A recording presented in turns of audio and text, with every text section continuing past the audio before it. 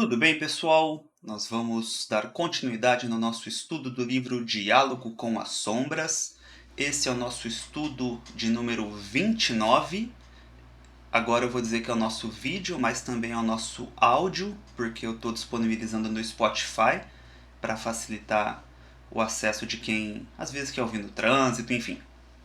Então agora as gravações também estão indo para o Spotify. A playlist dos episódios anteriores já está montada e eu vou começar a deixar também aqui na descrição do vídeo. O tema de hoje ele é processo de fuga.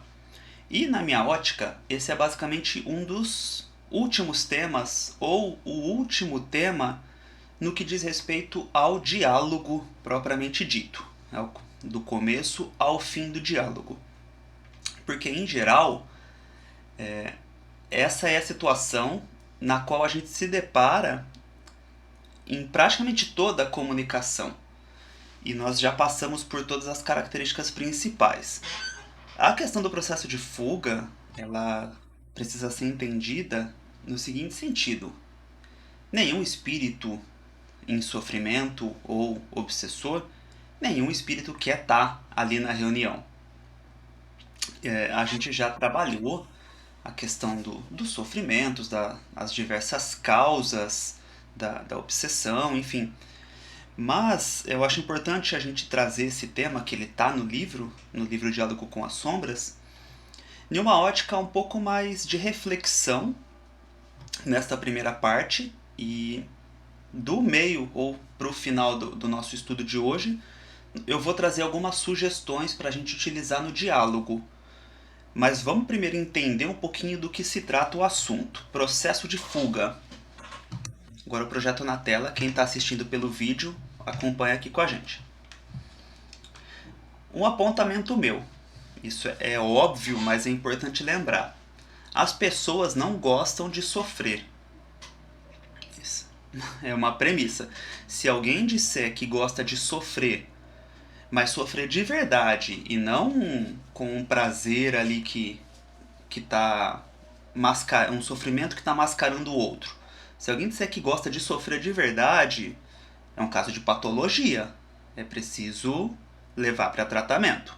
Então, pessoas normais não gostam de sofrer. E quando a gente vai falar ainda de sofrimento no âmbito moral, aí eu acredito que é maior ainda o cenário, o campo daqueles que não gostam de sofrer. Então, né, é difícil a gente dizer alguém que goste, por isso que eu trago nesse campo aí se alguém disser, tem alguma coisa errada, é sinal de alerta. Então eu trago aqui uma reflexão pra gente. Enfrentar-se, olhar para si mesmo, significa muitas vezes ter que suportar um processo de dor. E a reunião mediúnica, ela é um momento de enfrentamento. A gente me ocorre aqui agora, né? Tanto na reunião mediúnica quanto processos de terapia, é muito comum, a gente ouve muito dos psicólogos e psicoterapeutas, que existe um momento da terapia em que o terapeuta tem que escolher se ele vai perder o paciente ou não. Existe a grande chance de perder o paciente, que é quando o terapeuta escancara a verdade. Fala, olha, todos esses problemas, ou a maior parte desses problemas, decorrem desse seu comportamento, ou desse seu ponto de vista, dessa sua forma de pensar e de sentir. Quando o terapeuta revela e se coloca a principal causa das aflições para a própria pessoa, é muito, mas muito comum que essa pessoa não volta na sessão seguinte. A terapia acaba ali. Em muitos e muitos e muitos casos. A gente ouve bastante isso. E a gente tem isso no centro espírita de modo geral. Tanto para os encarnados, quando nós começamos a revelar também questões ali de fixação, de perturbações cuja causa é da própria pessoa, do próprio encarnado. É muito comum que as pessoas também não gostem disso e se afastem, não retornem. Mas a gente tem isso também na situação dos espíritos. E a grande parte deles não concorda, acha que o problema é dos outros, e eles vão fazer de tudo para estar acusando alguém o tempo inteiro, porque é incapaz de reconhecer suas próprias questões. E aí, mais uma anotação aqui. Porém, queira ou não, o enfrentamento é inevitável. E eu trago uma citação que ela é de Paulo de Tarso. É o momento quando ele teve o enfrentamento dele, quando Paulo olhou para a situação que ele passava, olhou para trás, olhou para o momento presente e tentando enxergar o futuro, ele chegou na seguinte conclusão, né? O bem que eu quero eu não faço, o mal que eu não quero, este eu faço. Quer dizer, ele estava tentando fazer o bem e não conseguia, e sem querer fazer o mal, as atitudes, na ótica dele, no sentimento dele, as suas atitudes estavam ensejando coisas ruins, né? Tanto no presente quanto as coisas que ele fez, especialmente. Mas é um momento em que a gente olha para o espelho e já não vê mais no espelho aquela imagem de como se nós fôssemos santos. É quando a gente começa a olhar, mas a gente olha bem de perto. Daí a gente vai olhando e a gente começa a ver as imperfeições. E as imperfeições elas começam a saltar aos olhos. É um momento difícil. E acho que a grande dificuldade quando a gente está passando por este processo é a gente esquecer das coisas boas também, a gente ficar preso nas coisas ruins. Então o enfrentamento ele é fundamental, só que ele tem que ser um start. Tem que ser algo assim, chamou para a consciência e a gente rapidamente já tem que andar. A gente tem que prosseguir. A gente não pode ficar só neste olhar detido das imperfeições. Porque imagina se Paulo tivesse ficado parado nessa situação. Se ele tivesse ficado nisso, o bem que eu quero eu não faço, o mal que eu não quero eu faço. Então, parei. Provavelmente a gente não estaria falando hoje das questões do cristianismo, né? E aqui eu já começo a trazer uma consideração de âmbito de funcionamento das coisas, tá? Isso eu trago isso pra gente como um mecanismo natural do corpo físico, mas do corpo espiritual e do corpo mental.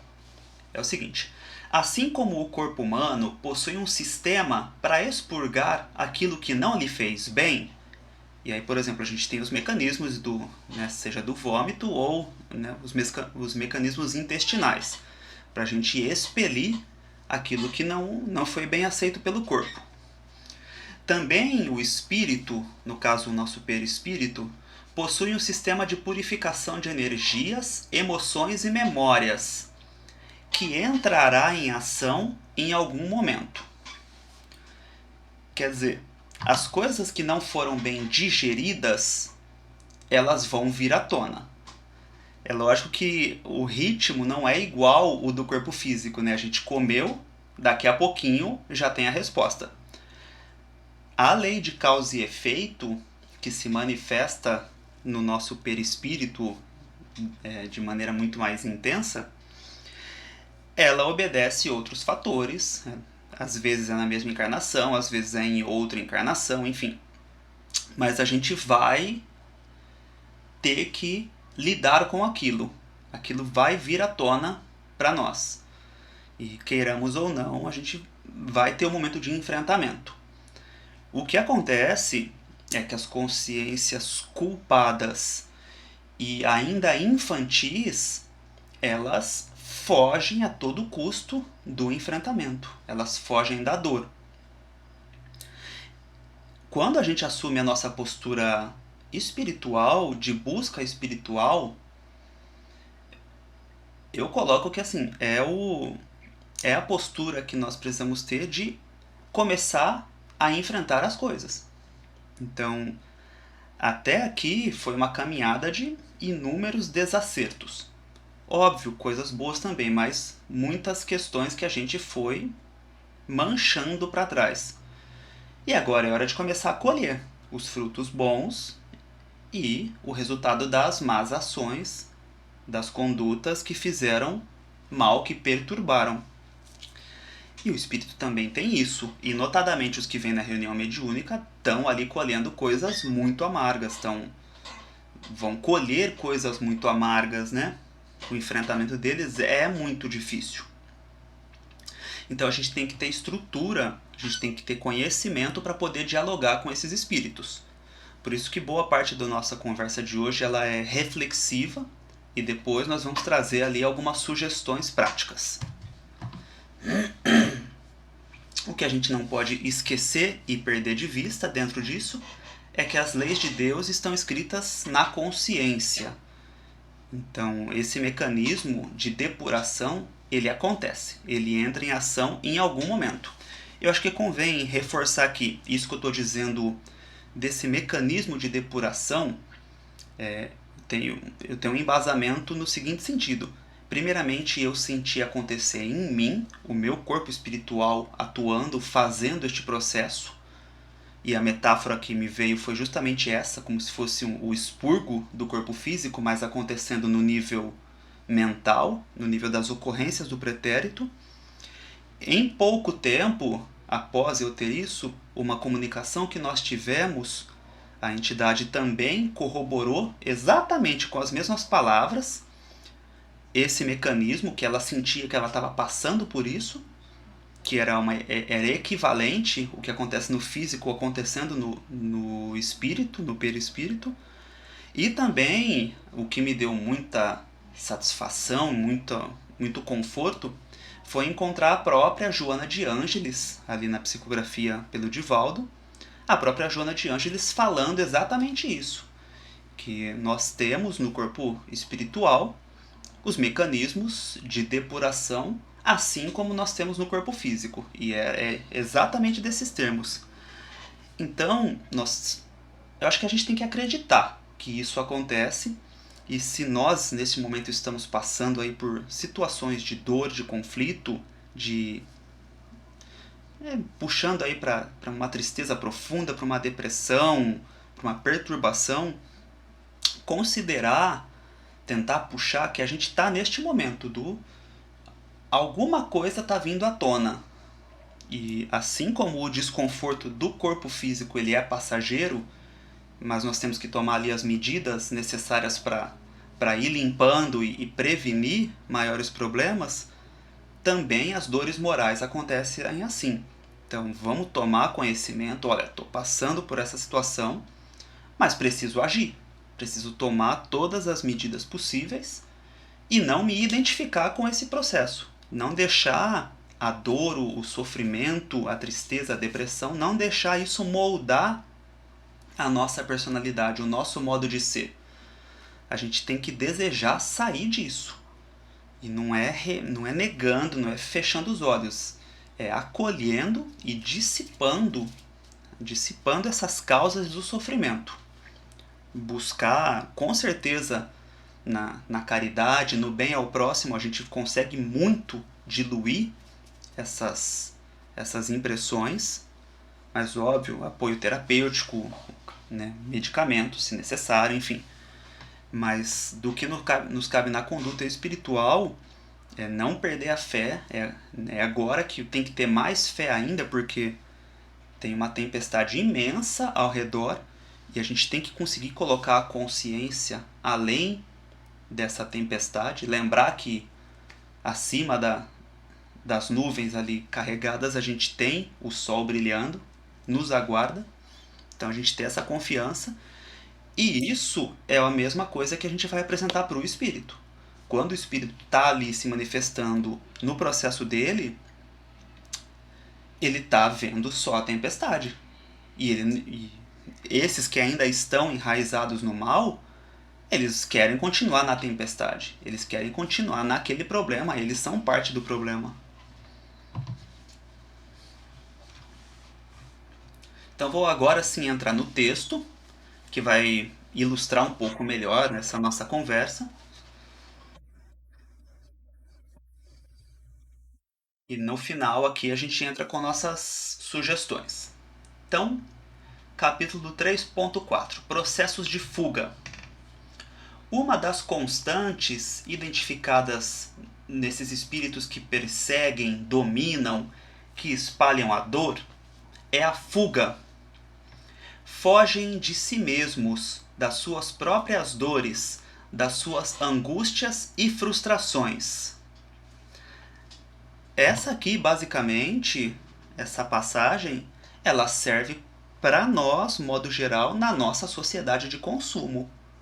E o sistema adotado e as pessoas que estão por trás maquinando isso, elas querem justamente que a gente tenha um vazio interno e que a gente preencha esse vazio com coisas, com gastos, com prazeres. Então é Deus e Mamon, basicamente. A gente remonta a Bíblia, remonta a essa divisão que é necessária de compreender dos processos materiais e a caminhada espiritual.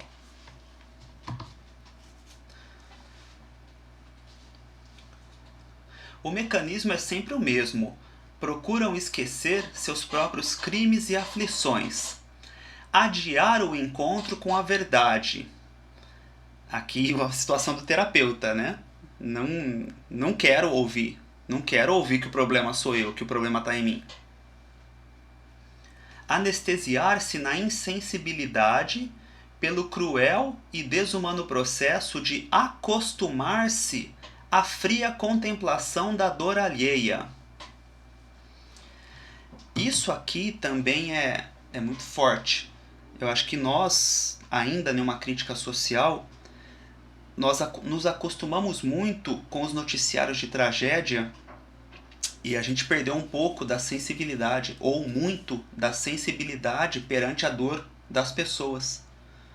Então a gente há décadas é bombardeado de notícias horríveis e isso diminui muito a nossa sensibilidade. Então a caminhada espiritual, eu sinto que ela começa a ser verdadeira, ou ela começa a dar bons frutos quando nós recuperamos a nossa sensibilidade perante a dor do outro, perante a dor das outras pessoas, dos animais, enfim. Quando a gente começa a lamentar e a sentir ali a dor, mas também um desejo de mudar, em razão dessas coisas que são praticadas, da maldade. Então a gente recupera a sensibilidade, tira esse anestésico que faz a gente praticamente ficar paralisado e assistindo as coisas acontecerem, né? Mas esses espíritos estão assim. Há décadas ou séculos, eles estão numa situação em regimes de pura maldade. Então imagina o cenário mental deles. As boas situações, né, boas lembranças estão muito distantes. Não são monstros irrecuperáveis, que merecem o santo horror e a condenação eterna. Não são seres desprezíveis que tenhamos de abandonar a sua própria sorte para sempre. Temos que nos aproximar deles com sentimento de amor fraterno e de compreensão, não com nojo, como se fôssemos os redimidos e eles os réprobos perdidos em seus crimes. Temos de entender que estão em fuga. A couraça de que se revestem é mais frágil do que parece, e não é impenetrável aos fluidos sutis do amor.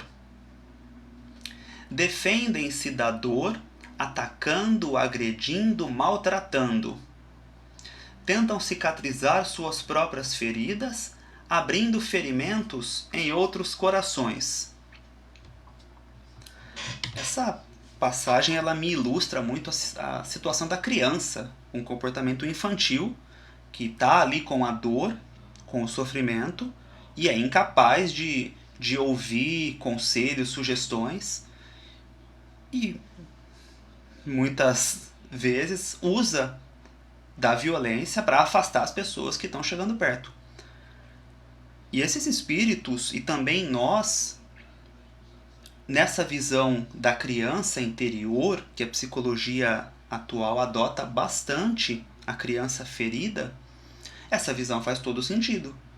Porque nós temos o costume de olhar para um corpo crescido e achar que existe maturidade emocional equivalente ao corpo ou à idade. E a gente ignora que muitas pessoas e muitos espíritos, no fundo, são crianças em sofrimento, crianças birrentas, crianças violentas. Então, é um cuidado que a gente tem que ter, de novo, para a gente não se tornar insensível. Porque, no geral, nós temos um mecanismo inato de compaixão, né? Até existem estudos falando ali do formato do rosto da criança, tamanho dos olhos, que isso aguça em nós a sensibilidade. Isso derruba um pouco das nossas barreiras de julgamento e de preconceito. Então é mais fácil a gente olhar para uma criança que está errando e ter ali alguma compaixão. É mais fácil. Mas quando se trata de um ser, de um corpo aparentemente adulto, isso já não cabe. A gente já fala, não, já sabe o que está fazendo. Mas vamos ser bem franco. Quem que sabe o que está fazendo de verdade? Acho que essa é uma provocação filosófica muito grande, ela abre muitas margens, mas eu quero focar aqui na questão da sensibilidade. E para o diálogo isso é muito importante. Se a gente sentir alguma dureza do nosso coração na hora de dialogar, fazer esse exercício interno de tentar enxergar ali uma criança espiritual. Porque em termos de evolução, muitas vezes se trata disso, de uma criança espiritual. Ou algumas dores que remetem aquele espírito a uma situação de reação, como se fosse uma criança. E ver se isso nos dá um pouco de paz, de segurança para conversar, para dialogar ali com o espírito.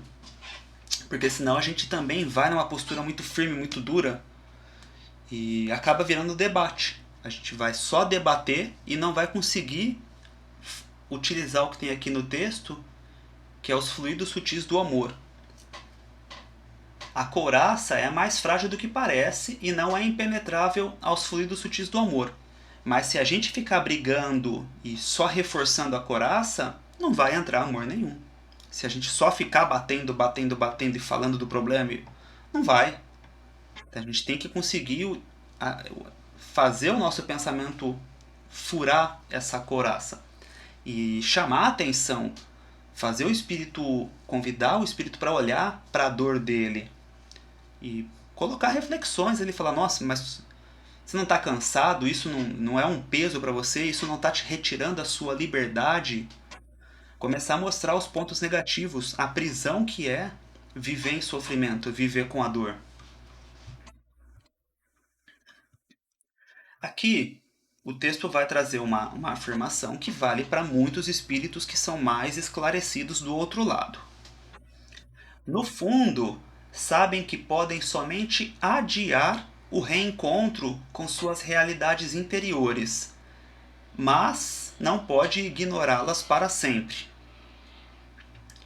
Quantos deles nos têm dito que sabem muito bem disso, mas que saberão, entre aspas, ser homens quando chegar para eles também a cobrança? Enquanto não chega, prosseguem suas tarefas abomináveis. Sabem de suas responsabilidades e imaginam com bastante precisão o que os espera um dia quando caírem. Por isso mesmo é que resistem, enquanto podem, buscando apoio nas organizações a que pertencem, pois esta é a lei a que se apegam, a lei da solidariedade incondicional que os protege mutuamente do dia do despertamento. Quando eu li essa passagem, eu não tive como não pensar na política, nos políticos. E isso aqui a gente projeta Brasil, tempos de hoje, tempos de ontem, outros países. Basicamente, essa é a situação dos políticos, que entram ali em diversos processos, diversas situações conflituosas com a lei, com a própria consciência, vários e vários crimes que nós sabemos, infelizmente, e eles acabam criando um sistema de autoproteção. Então, a gente tem que fazer esse exercício muitas vezes. O espírito que está conversando ali, muitas e muitas vezes ele foi da política. Lógico, projeta isso para uma sociedade anterior, antiga, mas é o equivalente à nossa política de hoje. E da mesma forma com corporações. Então, grandes e grandes tragédias da humanidade, elas foram praticadas ali por comunidades de guerreiros, equivalente aos militares. E todas as castas, hoje, né, vamos falar, eu sou advogado, a casta dos advogados, dos médicos, enfim, em geral todo mundo se une e tenta se proteger. E é assim que a coisa funciona. Porque a gente entende, é um regime de competição, cada um quer se salvar e quer o melhor para si. Cada um tá olhando só pro seu, pra sua gangue, pra sua tribo. E a gente faz isso também, igual a gente falou no vídeo anterior, no âmbito das nossas famílias. Quantos e quantos não condenam os crimes que são praticados nesses noticiários todos, mas quando é dentro de casa o filho, a filha, enfim, quando o crime aconteceu, o criminoso está dentro da família, aí não. Aí é o coitado. Então não é a mesma medida, não tem o mesmo peso, porque a gente tem esse costume de proteger os nossos. Porque também a gente espera ser protegido na hora que a gente falhar. Então, ó, como é tudo muito parecido entre os planos físico e espiritual. Então, a sentença. Essa é a doutrina da fuga. Por outro lado, quem foge precisa de esconderijos para ocultar-se. No caso, ocultarem-se de si mesmos. São muitos esses refúgios. O principal deles talvez seja o esquecimento do passado. Este recurso é básico, essencial para aquele que precisa, perante sua própria consciência, justificar, por exemplo, uma vingança impiedosa que se prolonga no tempo e vara séculos ou milênios. Como a gente falou, naturalmente o espírito que está numa situação de sofrimento, e a gente também, quando entra em determinados processos, tem coisas que a gente quer esquecer. Então ou a gente finge, a gente tenta não esquecer para continuar fazendo, para continuar errando. E para os espíritos isso é ainda mais intenso, ainda mais forte, porque a noção de tempo para eles é diferente da nossa. E eles vivem muito no âmbito mental. A força mental ali, ela é mais não só pujante, como também determinante. Determina as afinidades e a localidade onde esse espírito está. Então ela é muito mais direta. E eles sabem que se chegar o momento do encontro, eles vão perder tudo isso. É basicamente essa a situação, né? Enquanto o perseguidor estiver esquecido das origens da sua verdadeira dor, ele sente forças em si mesmo para perseguir aquele que o feriu. E aqui vem a ponderação. Se ele voltar sobre seus passos ao seu pretérito, irá descobrir que sofreu aquele ferimento exatamente porque antes causou dor semelhante a alguém, faltando assim a lei universal da fraternidade. Causa e efeito. Então, a gente já tratou bastante disso também. Se voltar ao passado, não tem ninguém que é vítima puramente, não tem coitado. Nós temos sempre a lei divina possibilitando a compensação, que nós chamamos aqui de expiação na visão espírita. A gente tratou disso muito no estudo sobre os magistrados, que vai estar juízes ou dragões. O esquecimento o ajuda a manter acesa a chama rubra do ódio e, portanto, da vingança. É vítima, abre aspas, inocente, fecha aspas, de um crime inominável. Né? É vítima. Aquele miserável roubou-lhe a mulher, espezinhou sua honra, levou-o ao crime, ao suicídio, à miséria. A ele, que sempre foi bom e correto, que nenhum mal fez a ninguém. Um coitado, né? É o coitado. Isso me traz também muito da nossa situação Brasil, que eu tenho conhecimento para falar. Por exemplo, cultura mais tradicional e casos mais corriqueiros do Nordeste, do nosso país, Norte e Nordeste, dos crimes em que o homem mata a mulher para defender a sua honra. E alegam isso no tribunal, legítima defesa da honra. Né? Se a mulher está traindo, ou ele suspeita que está traindo, o que quer que seja, pega e mata, alega no tribunal. E existem muitas decisões que depois elas são cassadas, mas acontece muito de os jurados entenderem, sim, é válido, legítima defesa da honra, pode matar mesmo, é para matar. Então, a gente não está distante dessas coisas que nós trabalhamos no texto. Isso está muito vivo ainda na nossa sociedade.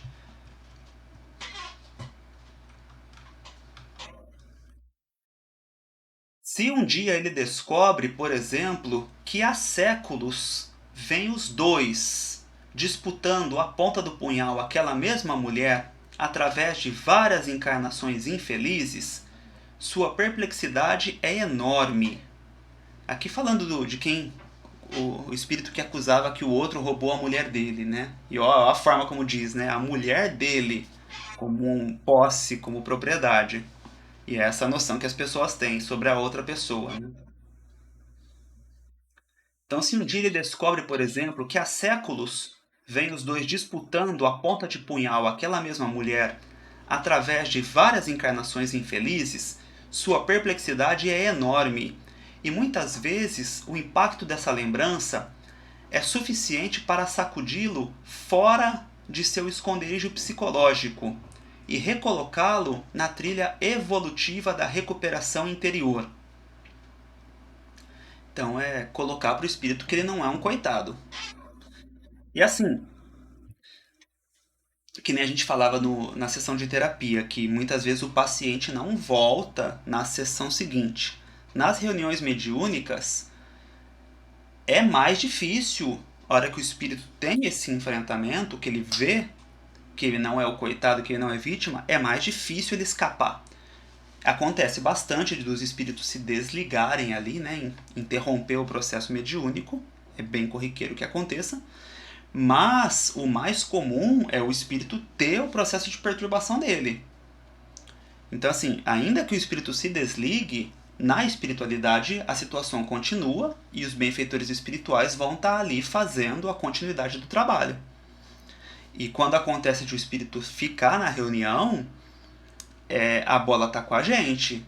A gente tem que aproveitar essa chance para começar a acordar as coisas boas. Porque uma vez que você derrubou o casulo, não adianta a gente continuar batendo. Não é, né, não é o caso de continuar espremendo ali para falar que que ele não é coitadinho. Não, se ele já derrubou, se já rompeu o casulo, é hora de chamar ele para o crescimento. Então lembra, você conseguiu acessar a criança, e é uma criança em sofrimento. A mentalidade, o emocional de uma criança que vai estar na sua frente. E você tem que ter essa função de educador, de trazer para o crescimento e começar a falar das coisas, das possibilidades de virtude, de apresentar ali os familiares que sempre estão esperando essa chance. Então sempre vai ter um amigo espiritual daquele espírito ali, naquele momento. Então a gente tem que ter esse olhar rápido de já começar a abrir um leque de possibilidades, porque lembrando, o espírito é muito mental. Então, nós estamos ali para auxiliar. A gente está ali, não peques mais. Essa é a perspectiva do Cristo. Não é uma condenação em cima e batendo, não. A gente quer que ele corrija a senda, que ele corrija o caminho.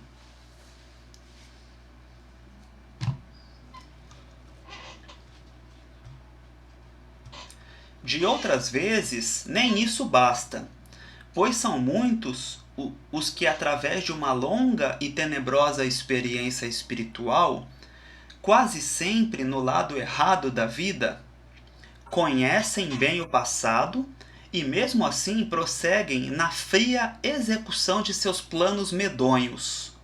Quer dizer, esses já não se... Nenhuma camada mais externa, eles não se acham que são vítimas e nem nada nesse sentido.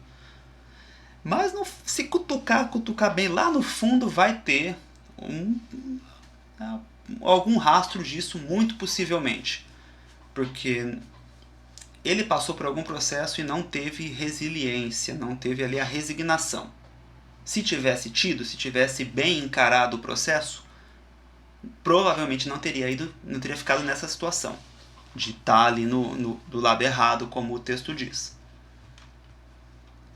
Estes também estão em fuga, mas não buscam os esconderijos habituais, e sim o atordoamento da ação, quer dizer, fazendo coisas. Enquanto estão atordoados, organizando planos tenebrosos e os levando a efeito, vivem a salvo de suas próprias dores. A desesperada atividade mantém-nos, de certa forma, alheios aos seus dramas e desesperos. Aqui, a gente na psicologia, a gente vai estudar isso mais no sentido de mecanismos de fuga. Até a Joana de Ângeles também trabalha. Não vou saber dizer qual livro agora, mas me lembro bem de ela colocar também aí a denominação dos mecanismos de fuga. E um deles é a atividade incessante. Fazer coisas, para a gente não entrar em contato com a dor, com o sofrimento. A imaginação de cada um cria seu próprio mecanismo de fuga. Aqui é a expressão que a gente queria. Às vezes, o esconderijo é a cultura intelectual. Constroem seus próprios sistemas, inventam brilhantes sofismas e adestram-se em uma dialética deformada, mas nem por isso frágil e desarticulada. Ao contrário, bastante inteligente, pois sendo eles inteligentes, precisam de um inteligente mecanismo de fuga. O texto ficou um pouco repetitivo, mas a gente tem aí de novo a situação dos pseudo-sábios. E tem muitos que estão ou estavam dando instruções e orientando as pessoas a fazer um monte de coisa que não são boas, mas invocando uma pseudocultura, utilizando um vocabulário às vezes requintado, outras vezes chulo, e muitas vezes por isso ele se entrega por ser chulo, e conduzindo as pessoas para um monte de comportamento bizarro. Tem outros que não são tão evidentes, né? A gente não vai ver de forma tão direta que aquilo é bizarro. Tem outras que vão ter ali toda uma estética, polido, super polido, mas se olhar no fundo o que aquilo impacta, a gente vai ter ali sintomas de perturbação social, de aflições, que assim, eles estão pouco se lixando se isso vai fazer mal a diversas pessoas, contanto que faça bem a eles, é o que eles querem. E agora, né, com essa situação de youtuber, isso piorou mais ainda, porque o pudor, ou que tinha de preocupação, acaba, porque a ideia é justamente escandalizar, estar em evidência para monetizar, para transformar isso em dinheiro. Então, com o YouTube, Instagram, rede social, em que é possível um fenômeno, né, de você sair do anonimato para um conhecimento nacional ou mundial, isso potencializa essas coisas bizarras. Porque para você estar em evidência, você tem que fazer algo diferente. Então, eles buscam fazer coisas diferentes. E muitas vezes o compromisso com moralidade, com bondade, passa longe. Então, no nosso momento atual, a gente tem a situação de um vereador do Rio de Janeiro que youtuber e tal, e nossa, olhar para as coisas, para as condutas dele é deplorável. Só que tá cheio de seguidor. E a gente, teve outro recente do médico que abusou da mulher, e ele ganhou, sei lá, 11 mil seguidores de um dia pro outro. Então, assim, as pessoas vão seguir alguém desse tipo. Então a gente se pergunta, como que se dá a liderança no plano espiritual? Desse jeito, as pessoas querem deliberadamente acompanhar quem está ali errando e levando para o mau caminho. Por isso que eu vejo muito assim, a rede social, essa possibilidade de você se aproximar dos seus afins, ela é uma amostra muito grande da espiritualidade. Realmente ela nos dá uma amostra da lei de afinidade, de como que se formam as cidades, as regiões espirituais, os conglomerados. A única diferença é que a gente se conecta por aparelhos. Eles se conectam pela força do pensamento, eles estão já propriamente reunidos.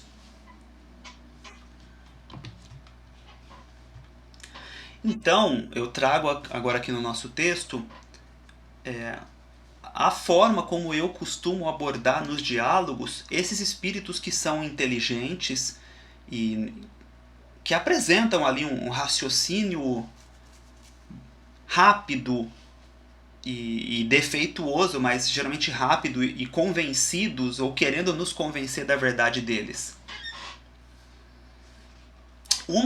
A gente tem que, lógico, cada diálogo é de um jeito. Mas para alguns eu sinto a importância de perguntar, tá bom, você sabe de tudo isso, entendi. Você tem conhecimento do seu passado e você sabe que você vai ter que resgatar. Agora sim, você acha que você pode fugir de tudo, inclusive fugir de Deus? Eu percebo, na prática, existe uma diferença quando a gente fala Deus e Jesus. E isso até hoje, né? Embora haja muita confusão, mas o Jesus, ele tá muito remetido aos erros da igreja, do passado. Então, para muitos, você falar Jesus vai invocar essa situação dos equívocos ou da hipocrisia que nós encontramos ainda hoje largamente nas igrejas, nos centros espíritas, enfim. Falar em Jesus, a palavra hipocrisia vem muito forte na mentalidade desses espíritos.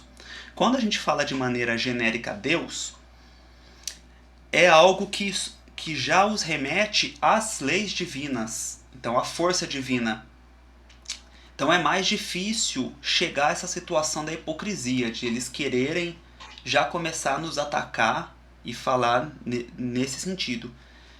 Então eu prefiro muitas, na maioria das vezes, falar de Deus e deixar para falar de Jesus, invocar o nome do Cristo, em uma situação quando eu já sinto que está favorável.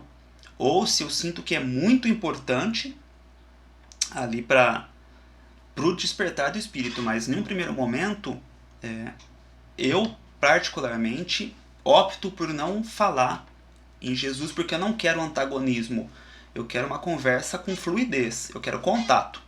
Se eu falo alguma coisa que cria um distanciamento, atrapalha o meu diálogo. E tá tudo certo falar de Deus, não tem problema nenhum, pelo contrário, né? Qualquer referência que Jesus recebia, ele atribuía a Deus. Então, me sinto confortável em fazer e sugerir essa situação nos diálogos. Porque eu coloco aqui a minha reflexão que eu escrevi. Esses espíritos, muitas vezes, eles querem evoluir. Então, eles são inteligentes e eles querem poder, eles querem domínio das energias. Mas, a ponderação que eu trago, a evolução sem Deus, ela é limitada. Ela é estreita. Apenas a evolução com Deus pode apresentar novos objetivos profundos ao ser. Somos criados para a comunhão com Deus. E por isso que o enfrentamento é inevitável. Queira ou não, a gente vai ter o enfrentamento. Primeiramente, nós enfrentamos a nossa consciência. Mas isso são mecanismos para a gente poder depurar, purificar e na meta final entrar nesse estado de comunhão com Deus. Então, ter aqui o nosso processo interno, né, de maturidade do psiquismo, do ego, e depois ali o despertar do self, a consciência iluminada, e a partir disso a expansão, o crescimento espiritual, até que se desenvolva aí a consciência crística, a comunhão com Deus, como quer que a gente chame. Então, para esses espíritos que são gananciosos, reforçar que o processo deles é limitado porque eles estão desconectados de Deus, isso também tem muito impacto. Fala, olha, tá bom, você continua fugindo, você está nesse seu processo, mas assim, você não consegue mais do que isso. Ou muito pouco, a sua marcha está muito devagar.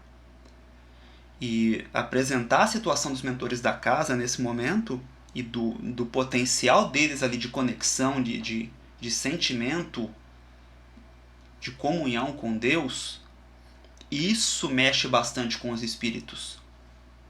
Porque é muito poder. Né?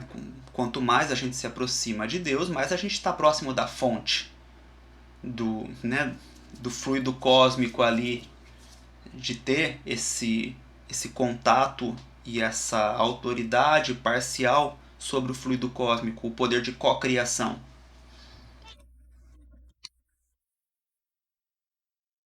Então, outra observação que eu trago dentro disso. Muitos acreditam e têm certeza de Deus, mas simplesmente ignoram.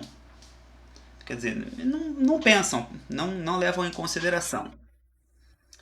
Para os que não acreditam, invocar a sugestão para o dialogador. Invocar uma visão mais ampla de força. Quer dizer, eles são espíritos que se preocupam com o exterior. Ou com o seu poder, mas o seu poder para atuar no exterior. Então, se a gente apresenta, por exemplo, o poder divino como sendo a força que organiza o movimento da Terra, o movimento dos planetas, o equilíbrio de todo o sistema solar, por exemplo, o equilíbrio de todo o universo, que garante ali precisamente as estações do ano, todos os acontecimentos. Quando você coloca isso para o espírito, muitas vezes faz ele lembrar de que ele é pequenininho. Aquela situação do com quem você está falando, ela diminui. E até dentro disso lembrei de uma coisa que não estava no meu script mental. Tem um vídeo do Mário Sérgio Cortella que é justamente isso que nós estamos falando, né? Das pessoas que chegam e falam, você sabe com quem está falando? Aí o Cortella brinca, ele fala, você tem tempo? E aí o Cortella começa a trazer esse cenário do micro. Fala, tá, você é uma pessoa que está em um planeta, que está num sistema solar, mas ele tem toda uma forma gostosa de abordar. E ele mostra para a pessoa, né, a magnitude da coisa. Fala, né, que o nosso Sol é um dos menores, que tem Sol 1000 vezes maior que o nosso. Então ele mostra aquela coisa toda e aí volta e pergunta, bom, acho que não tem muita importância com quem eu estou falando, né? Mais ou menos isso. Então, é diferente, claro, porque ele tem toda uma brincadeira, uma ironia do Cortella, mas o raciocínio é o mesmo. Então eu vou até recomendar assistir esse vídeo que vai acrescentar pra gente aqui. Vai reforçar a nossa compreensão e utilizar essa dinâmica no diálogo se for necessário. Aqui eu volto para o diálogo com as sombras, um trechinho. Enfim, cada um constrói o seu esconderijo, inventa suas defesas, segundo suas inclinações, recursos e intenções. A finalidade, porém, é uma só: esconder-se das próprias angústias. Quando descobrimos suas motivações, estamos a caminho de poder ajudá-los a libertar-se da dor. Então aqui descobrimos suas motivações. Por que ele está fazendo aquilo? Os indícios precisos sobre essas motivações, os próprios espíritos nos fornecem. É preciso estarmos atentos, vigilantes, pacientes e prontos a servi-los naquilo que lhes convém aos espíritos atormentados, e não naquilo que possa estimular-lhes as paixões abrasadoras. De novo, né? A gente não está ali para piorar a situação dele. A gente está para fazer acender uma luz e a partir disso mostrar o caminho. E aí eu trago agora mais sugestões aqui. Para ajudar no diálogo com entidades que procuram se esquivar, ou seja, que não querem mostrar, não querem dar as pistas do seu sofrimento, que elas já estão mais preparadas. Uma ferramenta que ajuda bastante é mencionar especialmente o período de regeneração do planeta, de modo a ativar um gatilho de pressa e urgência. Vamos fazer um link aqui de raciocínio. É sabido por nós e também nas esferas espirituais que a Terra passa aí pelo processo da regeneração. Isso significa que a espiritualidade superior, tanto aqui no nível material quanto no nível espiritual, ela vai começar a reivindicar a sua propriedade. Ela vai começar a estabelecer os seus domínios. Né? Aos poucos o bem vai se infiltrando e vai tomando as regiões espirituais. Isso está acontecendo, a gente vê isso largamente nas reuniões mediúnicas. Então, invocar essa situação da regeneração planetária e da situação dos espíritos que vão ser transportados ali para outros planetas em situações piores, né? Esse exílio espiritual, muitas vezes ajuda. Eu coloquei aqui o gatilho de pressa e urgência, e isso me remete às técnicas de marketing atualmente. Né? Você vai no Instagram, por exemplo, tem lá tô te vendendo um curso, mas você só tem 5 minutos para comprar esse curso, porque a promoção vai acabar, e aí o preço dele vai subir 10 vezes. Então, é um gatilho do marketing digital, especialmente essa questão da pressa, da urgência. Ali eles estão manipulando a gente, é claro, porque eles querem que a gente compre, que a gente consuma. E né, nem sempre a intenção é das melhores, nem sempre o que está sendo vendido é realmente bom.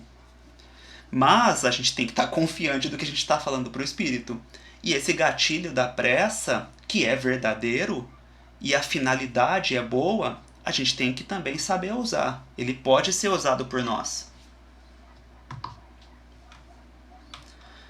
Outra situação que também a gente pode considerar um gatilho é mencionar a oportunidade que é dada de realizar o processo interior, ou seja, esse enfrentamento, amparado pelos mentores da casa.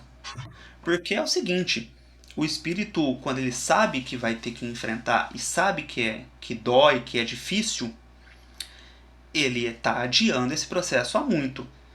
Mas estar na reunião mediúnica, ter ali os encarnados para absorver grande parte das energias, é uma chance de ouro.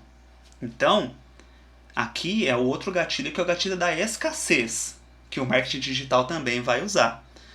Ele vai chegar, a questão é a gente deixar claro para o espírito, e é verdade, que essa é uma chance de ouro.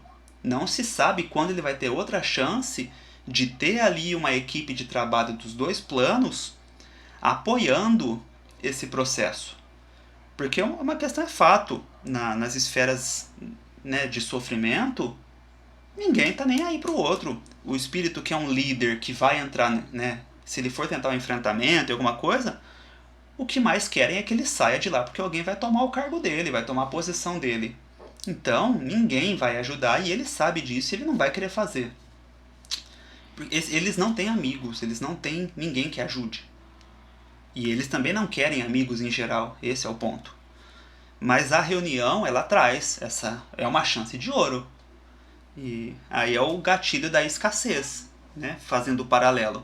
E é verdade, a gente tem que também utilizar isso. Aproveita essa chance que você está aqui. E chama o espírito a vislumbrar. Fala, olha, analisa ao seu redor, analisa aqui, ouve o que a equipe espiritual está te falando, das suas possibilidades. E quando que você vai ter uma chance dessa de novo?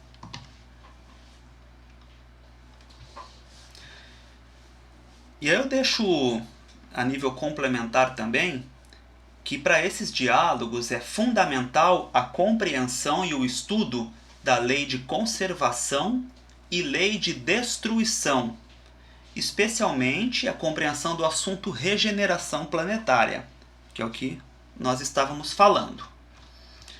E aí eu pensei algumas questões do Livro dos Espíritos e também um trecho da Gênese que acho que não convém a gente mencionar porque já estamos em 55 minutos.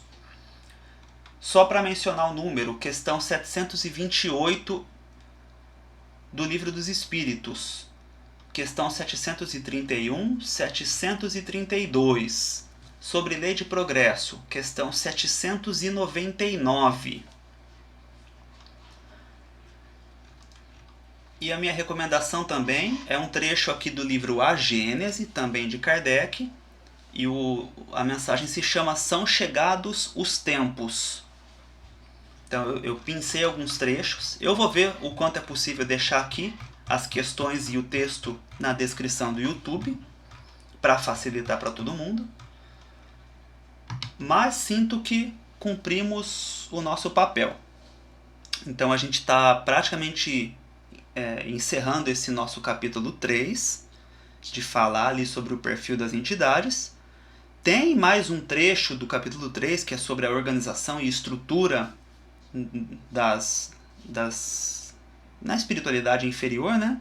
Eu vou avaliar o quanto convém a gente trazer ou não, mas já estou com olhos no capítulo 4, que são técnicas a serem utilizadas ali no diálogo. E muita coisa a gente já trouxe nas conversas. Então sinto que a gente já está no arremate aqui do nosso estudo. E eu espero ter sido uma conversa proveitosa, esse nosso estudo de hoje. Tentei trazer um pouco da literatura, mas também um pouco de experiência dos diálogos, trazer aqui nossos assuntos em paralelo, né? Os gatilhos da urgência e da escassez. E reforçando, tá? Eu não tenho curso de marketing digital, mas do pouco que eu conheço, eu já pude notar que é assim que funciona. Então, é só para dizer que não tem isso aqui da minha parte, tá? Não me preocupo com isso. Faço pelo espiritismo, faço de coração e não me importa nada nesse sentido. Não tô para vender nada. Só se puder, quiser, deixar o curtir aí para fortalecer a gente, para a mensagem chegar para mais corações se achar que vale a pena. E agradeço. Temos nossa playlist de meditações. Então, lembrando, os áudios estão indo para o Spotify. E vamos seguir aqui na nossa proposta. Agradeço muito a companhia, a atenção e até o nosso próximo estudo.